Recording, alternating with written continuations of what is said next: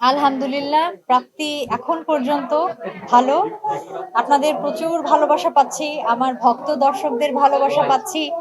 আম আসলে কাজ তো আমরা নিজেদের জন্য করি না যে নিজে ঘরে বসে দেখব তা না। আপনাদের জন্যই করি, দর্শকদের জন্যই করি। এবং শরতের জবা থেকে যে পরিমাণ ভালোবাসা আমি পেয়েছি এই কৃতজ্ঞতা আমি কখনোই কোনোভাবে প্রকাশ করে শেষ করতে পারবো না। আম তো আলহামদুলিল্লাহ এখন পর্যন্ত খুব ভালো এবং শরতের জবার জন্য এই পুরস্কারটি পেলাম পরিচালক হিসেবে ১ম বার গ্লোবাল স্টার অ্যাওয়ার্ড।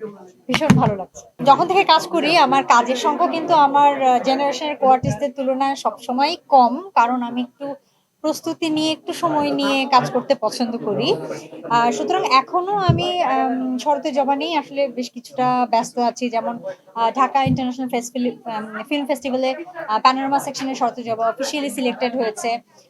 আজকেও একটা স্ক্রিনিং ছিল শিল্পকলায়। ২ দিন আগে স্ক্রিনিং ছিল আমাদের ন্যাশনাল মিউজিয়ামে। এগুলো নিয়েই আছি, শরতের জবা নিয়েই আছি। সো পরবর্তীতে কোন কাজটি করব এখনো আসলে বলতে পারছি না। হ্যাঁ, আমি সত্যি বলি সবসময়। না, অভিমান একদম ছিল না। এটা ভুল। কারণ হচ্ছে আমি কাজ করা ছেড়েছি আসলে ২০১৮ তে। একদমই যখন আমি আম শঙ্খচিলের জন্য জাতীয় চলচ্চিত্র পুরস্কার পাই শ্রেষ্ঠ অভিনেত্রী হিসেবে।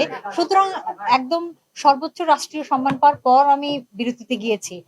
অভিমানের এখানে কোনো জায়গাই নেই। আমার ব্যক্তিগত কিছু সীমাবদ্ধতা, কিছু সমস্যা ছিল। সেসব কারণেই আসলে এই বিরতিটা ছিল। বাট আলহামদুলিল্লাহ শরতের জবা দিয়ে আমি ফিরেছি। আমি এখন অনেক খুশি। কেউ না বুঝলেও আমরা আপনার প্রয়োজন বুঝি, আর তাই তো অত্যাধুনিক ফিচার সম্বলিত বিভিন্ন সাইজ আর কালারের ২৫০টিরও বেশি ডিজাইন অপশন নিয়ে ওয়ালটন স্মার্ট ফ্রিজ বোঝে আপনার প্রয়োজন।